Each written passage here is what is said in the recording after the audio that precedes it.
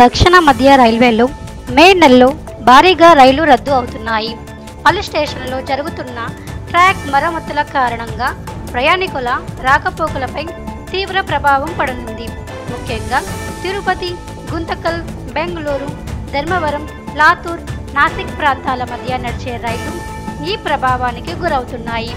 April 15 నుంచి మే 19 వరకు తిరుపతి, గుంతకల్, మే 5 నుంచి 17 వరకు బెంగళూరు, ధర్మవరం, మే 4 నుంచి 18 వరకు గుంతకల్, హిందూపూర్, అలాగే మే 1 నుంచి 17 వరకు నరసాపురం, మచిలీపట్నం, ధర్మవరం మధ్య నడిచే రైళ్లు పూర్తిగా రద్దు అయ్యాయి.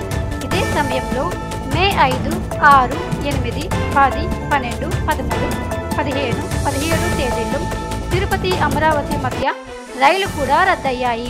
యశ్వంత్పూర్, బీదర్, యశ్వంత్పూర్, లాతూర్, సోలాపూర్, హాసన్ వంటి మార్గాలలోనూ పలు సర్వీసులు రద్దయ్యాయి.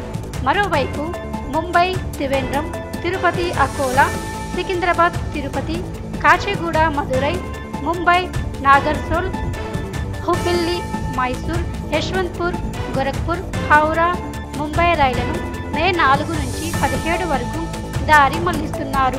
ప్రయాణానికి ముందు రైలు సమయాలు, మార్గాలు పరిశీలించుకొని తగిన ఏర్పాట్లు చేసుకోవాలని రైల్వే అధికారులు సూచిస్తున్నారు.